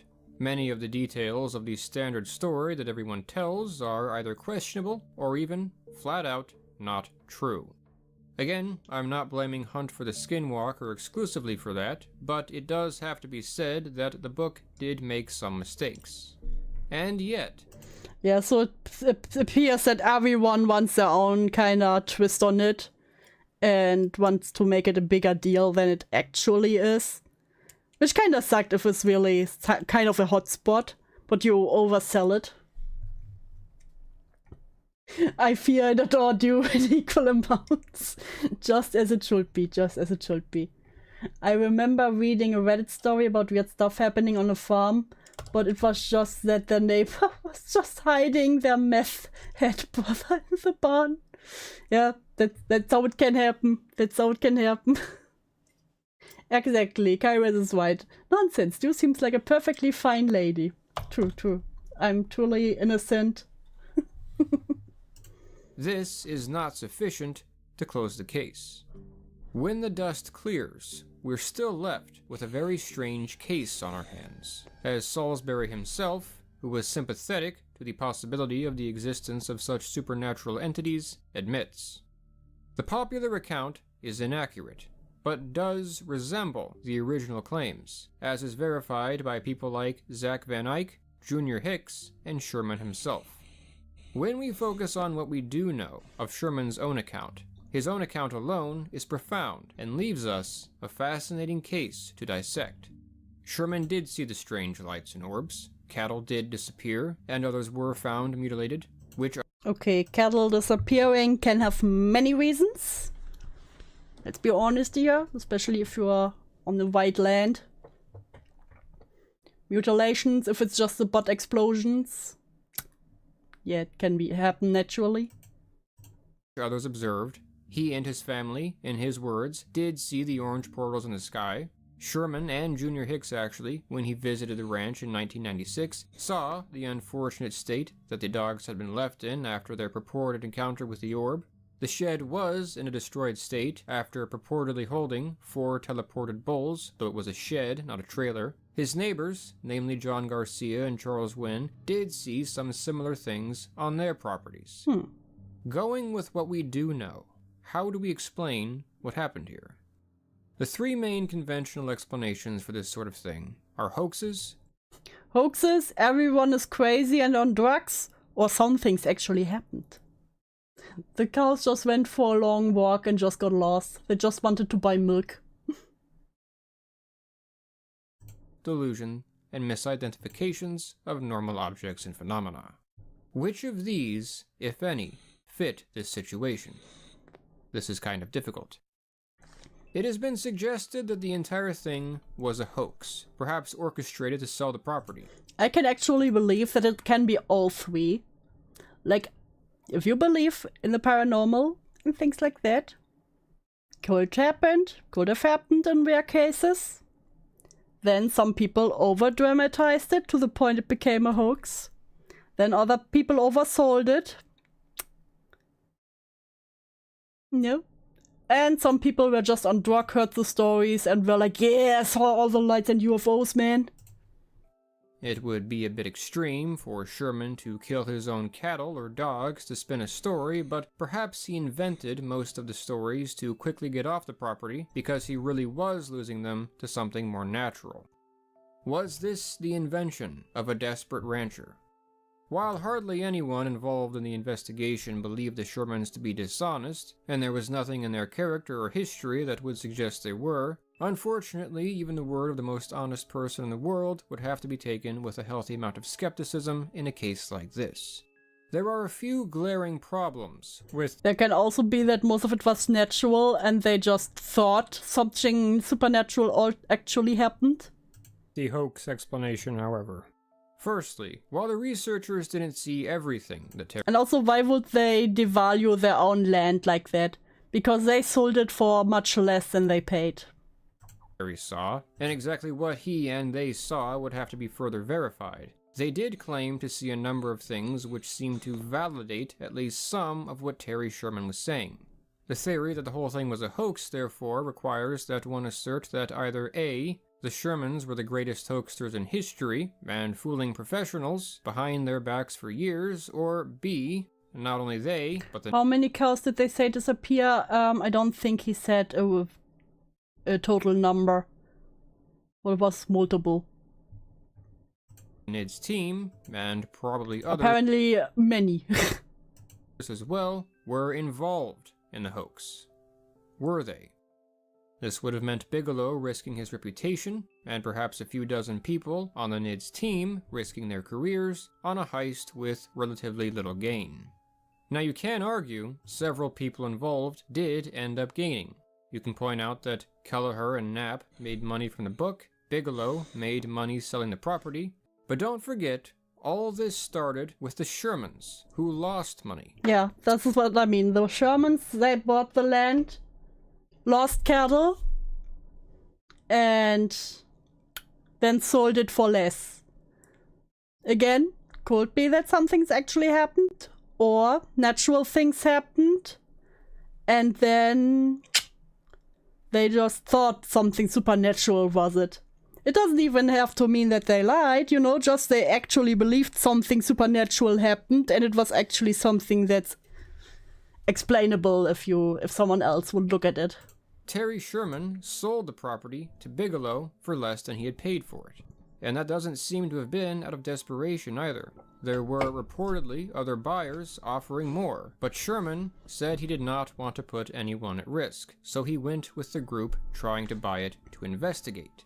Furthermore, the Shermans have never tried to profit off the story in any other way either, having returned to private life and seemingly trying to avoid the story. Could it have been a hoax orchestrated by a third party? Again, this was a little more than... God, if I had known this was gonna come up, I would vote your stories about failed ranchers. The true horror. just a crop circle. They'd have been dealing with the greatest hoaxsters in history.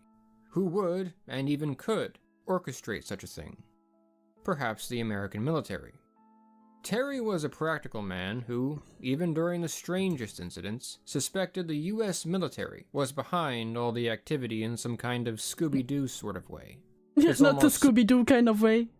certain that the government possesses advanced technologies that the public doesn't know about, and it is true that they have been willing to pull stunts on the public before. However, why this? To study the family's reaction and test secret technology? Perhaps, although they would have taken a huge risk given the amount of attention they've drawn to the area, especially given they continued for years even after making the news, to drive the Shermans from their properties so that they could acquire it. The government doesn't need theatrics to confiscate land. It's difficult to blow all of this off as a hoax. Could it all have been a delusion? No one appears to have been professionally assessed psychologically. However, this brings us back to the... Yeah, this is what I mean, like the illusion that they actually believe that something happens that can't be explained. The explanation being something that would have to apply to not just the Shermans, but the NIDS team, and many others as well, being delusional for years. They actually tested for many things in the environment that could have interfered with the mental states of anyone on it, but managed to find no evidence of anything. Furthermore, Can they find evidence of anything? Or, importantly, there were several things, like the cattle mutilations, that clearly did happen. Perhaps people were frightened by the things they were seeing, and their minds filled in the rest, leading Yeah, this is my theory so far. them, especially the Shermans, to mistake normal objects and occurrences. Maybe even we could throw a little bit of the hoax theory in there as well, and assume a few people were playing along with the fear for their own profit. Maybe, but that leaves the question of what was responsible for the things which they did see. As far as that goes, going into the topic of misidentifications, what known natural phenomena could explain these things? Well, I'll have to summarize a bit here because there's such a wide variety of things that were reported that would each have to be individually looked at that it would really be enough to constitute its own video. Yeah, like I know someone already said it with the flying like some of that could have been ball lightning. Summary, this is really where the lack of clear information about what happened stunts and needlessly complicates the case. Looking at the more reliable accounts themselves, what we do know paints a picture that is difficult to... That's a problem, Kairos, because we don't know much because there's still so much on the webs. simply explain away. For starters, cattle mutilations are a common phenomenon not unique to the ranch. They long predate it and have been observed around the world. The common explanations are that cattle typically are attacked by predators or eat poisonous plants and decompose or are interfered with by their Or explode. environment in a way that owners wouldn't expect. Many cattle mutilations appear bloodless, for example, because blood can quickly... I think an issue here is that assumption that people think and act rationally. Yes. pool into the lower areas of the body and denature. Given that cattle tend to decompose relatively quickly, evidence that would point to natural causes of death quickly disappears. However, cattle mutilations remain a famous area of debate because owners do not always accept these explanations, sometimes because they've been around dead animals before and have never witnessed anything like the strangeness they observe in these incidents. To be fair, nature always comes up with new ways to horrify you. This definitely seems to apply to the Skinwalker Ranch case, although a lot of what the veterinarians had to say about the cattle carcasses specifically doesn't seem to have been released. Of course not.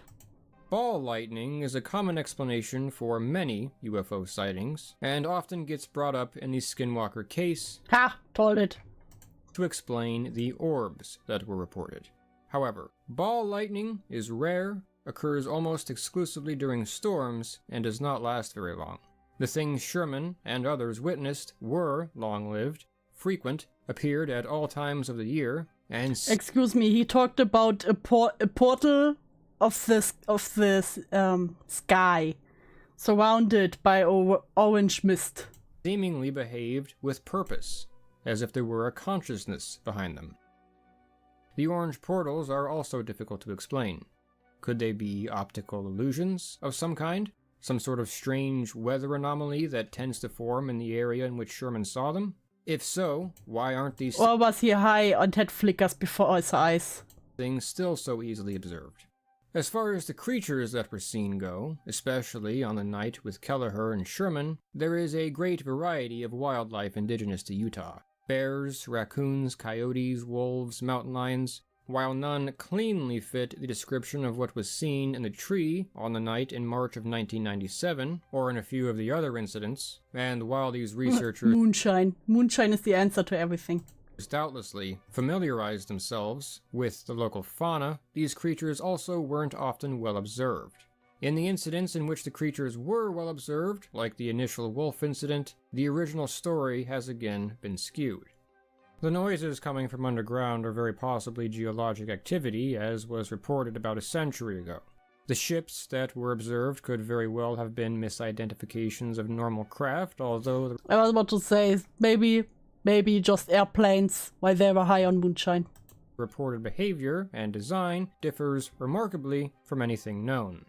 For many other incidents alleged to have taken place, like the portal incident, the holes in the ground, and the telepathy incident, it's difficult to explain these as misidentifications of normal things.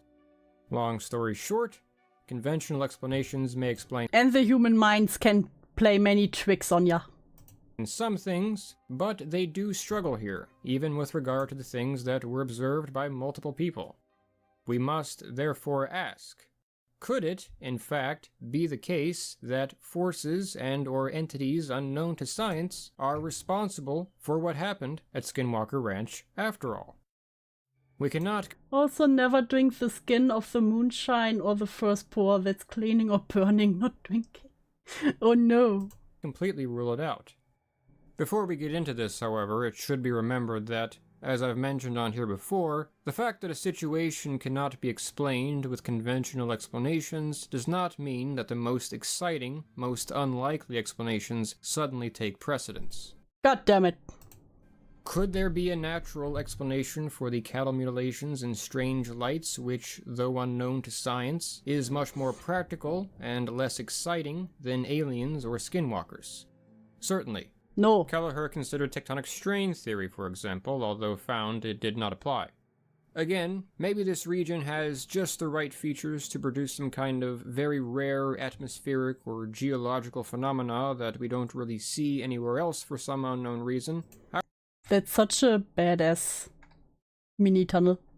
However, if many of the witnesses are to be believed, there seems to have been a kind of consciousness. I'll be honest, that just looks like someone dropped some weed killer on the grass.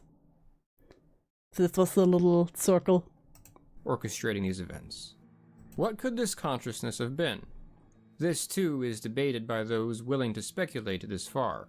This reads very much like a UFO extraterrestrial incident, but some people include the possibility that these could be advanced humans or extra-dimensional beings. Of From our course. perspective, I suppose it's a dime's worth of difference between the three. Furthermore, there also seems to be some cryptozoology in here. What were those strange canines? Were they I love that they are so hung up on the wolf story. The mystery dogs. connected to the purported aliens? Some people put forward the possibility that the Shermans were dealing with ghosts because of what seems like poltergeist activity. Of course. As a side note, though, people use the term poltergeist activity without necessarily implying ghosts are responsible. It just refers to objects being moved around in unusual supernatural ways. Other people point to the initial legends of the Skinwalker and the possible influence of I will black be magic honest, in the for area. a place called Skinwalker Ranch, it has surprisingly little stories about skinwalkers. How could we possibly determine which of these to favor? Some people put forward the idea that they're each present, and that these things are interconnected somehow, and that the ranch simply represents God, zombie deers freak me out. I've seen it before, it's so creepy. a hotspot where these anomalies can enter our world. But while some see it as a strength to the argument that something unusual is happening here, the fact that a wide variety of things are Honestly, when deers have that, I'm not surprised that there's an urban legend that revolves around that. reported in the same spot could also be considered a weakness. The more things people see, the more likely it becomes that people are seeing things. Yeah, I think so too. The more stories you hear about the place, you then start to believe, oh, if I go there, I must see something, and then you just start to see shadows around every corner. It's those diseased things with the brain disease who look like they are walking dead and behave crazy. Ultimately, though, if these events are all true, and there was a consciousness behind them, be it skinwalkers, E.T., interdimensional beings, or the US military, the big question to ask is, what were they doing? This kind of brings us to what I called the interstellar boogeyman paradox back in my video about Not the interstellar boogeyman. Kelly Hopkinsville. This referred to the apparent contradiction between the high level of intelligence and complexity that one would expect aliens to have to be able to travel across interstellar space with relative ease, and the lack of intelligence they display once they're here by the seemingly mundane, pointless, and sometimes ridiculous things they do. It seems to apply here Listen, I travel across the universe just to burn a circle into your wheat field. as well. However, as always, the fact that we don't understand a motive doesn't mean there isn't one, or that it's bad. But it is still worth questioning, what interest does an extraterrestrial or extra-dimensional civilization have in the Sherman's cows? Why Listen, you don't know. Maybe they've never seen a cow before. are aliens so obsessed with cows? Speaking of cows, it is interesting. Yo, interesting fact. Did you know that because the Salt Lake was an island sea, the soils in Utah are insanely toxic? Like, if the lake ever completely dries up, it will be aerate a ton of heavy metals. Oh. That doesn't sound good. Could explain the sightings in Utah. People just have brain damage. You know what? That's as good as any explanation. That while animals were harmed, humans were not. Was there a consciousness, whatever it was, that drew a distinction between the two? Did it simply avoid harming humans because of the alarm it would Yeah, that's also something I find a bit suspicious, that there were only ever the animals harmed and not a human. Like, not even a human being kidnapped by aliens, you know? Or at least one attack, come on. cause? Either way, it still couldn't be said to have been benevolent. It routinely harassed the Shermans and attacked their livelihood to the point of driving them off the property. There are also claims, some of which are connected to the ranch, that interaction with these types of phenomena seem to result in later health problems. Though the phenomena do not seem to have disappeared with the arrival of the researchers, which is a very important detail, the strangeness did scale back a bit. I thought magical appearing beings in Utah is how we got Mormons. Chilly, no! When the researchers were present.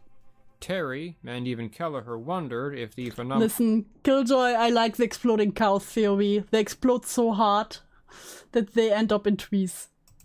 became aware of their presence, and was masterful at revealing itself to them without providing them evidence of its existence. As Salisbury mentioned, if there were an unknown consciousness behind these events, it would surely be masterful enough to have only revealed itself when it so desired. The lack of evidence would probably have to be explained in this way for this explanation to be true. Not having evidence is the big problem, of course. No matter what a proponent of the supernatural phenomena hypothesis can argue, the skeptic can always point to the lack of hard evidence, and they have a very fair point. The lack of hard evidence is an even more impactful aspect when you remember that this place has been professionally investigated since 1996. 26 years later, Since 1996? investigation is still ongoing. For all this frequent, unbelievable activity, there is practically no evidence to reinforce the claims that there is something unknown to science active on the ranch. It is not for lack of trying, though. Terry, apparently, tried to collect samples of things and photograph and record phenomena, but he seems to have been consistently thwarted in his efforts. Listen, Terry was a farmer, you know. Farmers go crazy. He isn't a professional investigator, though, and, in his words, he tried. He can't be blamed too much. Although, I am curious, where are the photographs or footage of something like the portal, which he said he was able to I'm gonna go with the natives and the Mormons that read the plates were high on moonshine. see for hours at a time? Fair, Kairos. Anyway, regardless, the main concern really is that the professional investigators couldn't obtain much better. Another problem. Why did Terry take over a year to publicly report this? That is also suspicious. However, according to a poll I did on my community tab, If you experienced or witnessed something, whether you believed in it prior or to this event or not, which society generally considered to be silly and unreal, such as a UFO, precognition, or Sasquatch, how open would you be with your experience? Knowing society would probably not believe you. The one winner is I would be willing to tell anyone but not draw attention to it. most of my viewers wouldn't immediately run off and report a paranormal encounter to the world either. Regardless, there is evidence from his conversations with Junior Hicks, who also visited the property in 1994, for example, that this was occurring on the ranch as early as he claimed it was, well before he decided to sell the ranch. Finally, it's worth noting, there was a degree of secrecy to the NIDS and OSAP investigations. Robert Bigelow and the U.S. Just publicize it all, come on. government have a great degree of information that they have not released to the public. We certainly do not know everything that took place here. Could Bigelow and a few others be a part of a small group of people to know about some sort of reality-shattering information obtained from the ranch? Are they simply unwilling to release this information to a world which they feel is unready for it? I doubt it. Bigelow started NIDS with the intention of investigating these kinds They wrote a fucking book. of strange reports and bringing answers to the public. Perhaps he was forced to keep quiet about some things later on by the government, although I also doubt that. Bigelow is still publicly active in efforts like this, albeit with more focus these days on providing evidence for the existence of the afterlife. Whatever it is Of that we course he do is. and don't know, I think the Oh, fucking course he is. fact that he sold the property to Fugel in 2016 is a tell that NIDS and these subsequent investigations in which he was involved The TLDR's drunk alien college students. You know what? That's a fair theory, drummer. didn't really produce much that he considered valuable. By the way, as far as I know, Bigelow never saw anything on the ranch himself. Oh, I know this presentation probably has come off to skeptics as tinfoil hat type stuff, and to what you might call believers as cynical closed-mindedness. This, I think, is because I try to argue for each explanation as yeah, I think he took a good middle road here. To the point, what I will also say. Could be anything. Maybe some things happened. Maybe it's all just people overreacting. Like at the moment, from what I've seen in this, it really feels like, you know, some ventures or some stuff he couldn't explain. There was like, yeah, crazy shit is happening. I saw lights in the skies. I saw my cattle dies away. They explode. And yeah. So I would also be more on the skeptical side on this, you know. Weird things happen out there. I will say it. I can believe in some things, but this just mostly, especially with the book being written and then the family being like, you know, they wrote the book but didn't talk to the family, and the family was like, yeah, that's not completely true. So yeah, but this was interesting. Thanks again to Killjoy for recommending this. This is actually really cool because I love also learning about some real places where things could be going on. No, maybe. I like to dream. I like to be whimsical. And with that, we are done for today. Thank you all very much for tuning in. I will be back with Degenerates soon. And with that, have a great night, everyone. Or evening, or whatever time it is for you.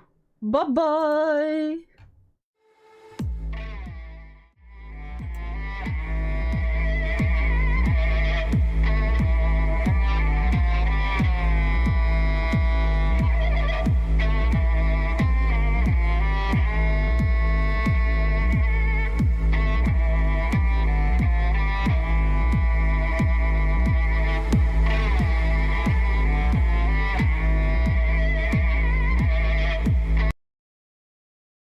And yes, if you want to check out the video, it's in the description.